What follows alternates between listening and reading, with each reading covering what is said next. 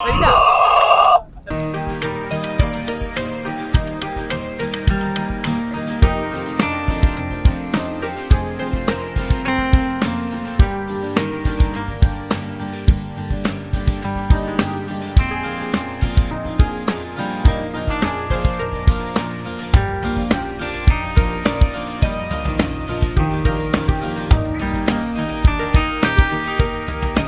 नाजरीन, मैं इस वक्त कोटरी की मवेशी मंडी पर मौजूद हूँ, जहाँ कुर्बानी के जानवरों की खरीदो फरोख्त अरूज पर है। जैसे जैसे ईद उल अज़हा करीब आ रही है, वैसे वैसे खरीदार और व्यापारियों का जोशो खरोश भी बढ़ता जा रहा है। आइए जानते हैं कि इस साल कुर्बानी के जानवरों की कीमतें क्या हैं, व्यापारियों को किन मुश्किलात का सामना है और खरीदारों का क्या कहना है।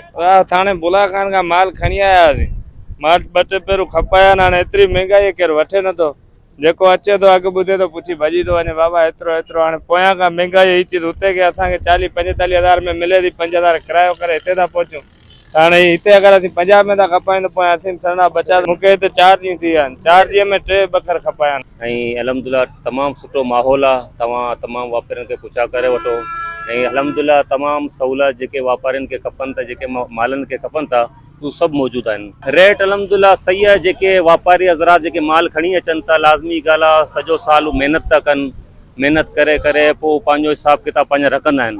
माल जो रेट तमामु प्यारो आहे। लाज़मी ॻाल्हि आहे, मुल्ह त पंहिंजो ॾींदा आहिनि। अगरि मिसाल जे तौर पर 2 लख जो जानवर आहे उहो 3 लख चवंदा आहिनि, तो आस्ते आस्ते आस्ते पोइ जॾहिं सौदो थींदो आहे 2 लखनि ते अची पहुचंदो आहे त वापार बि ख़ुशि थी वेंदो आहे ऐं वठण वारो बि ख़ुशि थींदो आहे ऐं ख़ुशी ख़ुशी सां पंहिंजो माल वापसि खणी घर काए वेंदो आहे।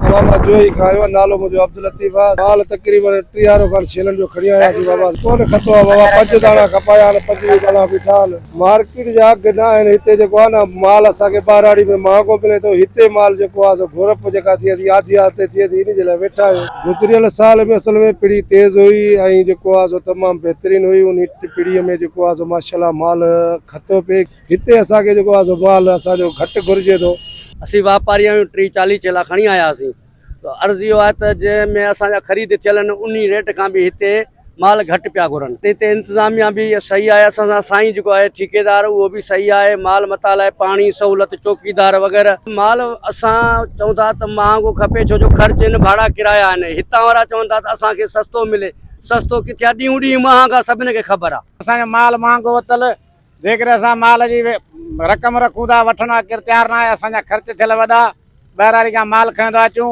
ख़र्च उन्हनि जा अलॻि, मालनि जा खाधो उन्हनि जो अलॻि, उन खां महिनत असां 4-4 5-5 माण्हू उनजे मथां बीठा आहियूं जो असांजो ख़र्च नथो निकिरे। इन खां पोइ असां इहो परेशान लॻा पिया असांजी रुगो रोज़ी थिए उहा रक़म निकिरे बहितर आहे, उहा बि कोन थी निकिरे। माल जरा ख़रीद करण वञे भाॻियुनि जा रेट वॾा आहिनि ऐं हिते ख़रीदार जेकी आहे न क़ुर्बानी करण वारा उहे अॼुकल्ह ज़ाहिर ई कोन्हनि के जेकॾहिं माल आहे ढोर 1,60,000 जो घुरंदा 1,10,000 जो 1,20,000 जो 1,60,000 वारे जो 1,70,000 मुल्ह कावड़िया था वञनि। ग्राहकनि ॾे वटि भाॻियुनि खां वठण जे लाइ हुनजो पहुचंदाऊं आहिनि त ख़र्चा वॾा महांगा आहिनि, धारा महांगा आहिनि, गाह महांगो आहे। पूरो साल चारींदा गाह जा पैसा कोन था निकिरनि। तो दुआ कयो त ॾाढो ॾुखियो जान आहे।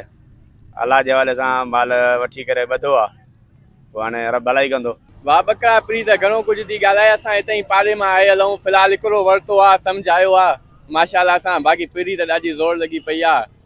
फ़िलहाल ॿिया बि ॾिसंदासीं, माशाल्लाह हिकिड़ो वरितो आहे जंकियो आहे। दाणो हूंदो आहे जीअं मिसाल हवा वॾो आहे, ढगो आहे, ढोर जीअं चीलो वग़ैरह आहे, बाकरो माल आहे जीअं जीअं मिसाल 1,00,000 तणी आहे, 1,20,000 तणी आहे। बाक़ी नॉर्मल हिसाब से आहे कौन जो माण्हू वठी सके। मेरा नाम तलहा है और मैं कोटरी का व्यापारी हूँ, कोटरी से आया हूँ। तो माशाल्लाह से 8-9 जानवर लाया था मैं अपने, तो मेरा माल तो बिक चुका है और ख़रीदार भी आ रहे हैं काफ़ी। उनका रवैया, उनका इखलाक अच्छा है, व्यापारियों का इखलाक भी अच्छा है हमारे साथ। तो ये है कि माशाल्लाह से बाकी मंडियों से यहाँ पे रेट बहुत अच्छे हैं और माल भी काफ़ी जा रहा है हमारा यहाँ पे।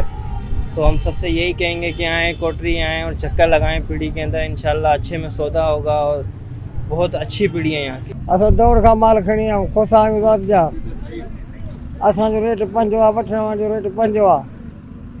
जेके छेला आहिनि पर बीठा आहिनि, कुझु 3-4 खपाया आहिनि, ॿिया टोटल बीठा आहिनि। ख़र्च तमामु घणो आहे, महांगो आहे, पुॼी नथा सघूं। जी नाजरीन, जहाँ पर आपने खरीदारों और व्यापारियों की बातें सुनी, इनका कहना था कि पिछले साल की निस्बत इस साल मंडी में कुर्बानी के जानवरों की कीमतें आसमान को छू रही हैं। महंगाई के बाइस खरीदारों का रुझान ना होने के बराबर है। कैमरा टीम के साथ समी खान, सिंध अफेयर, डिजिटल कोटरी।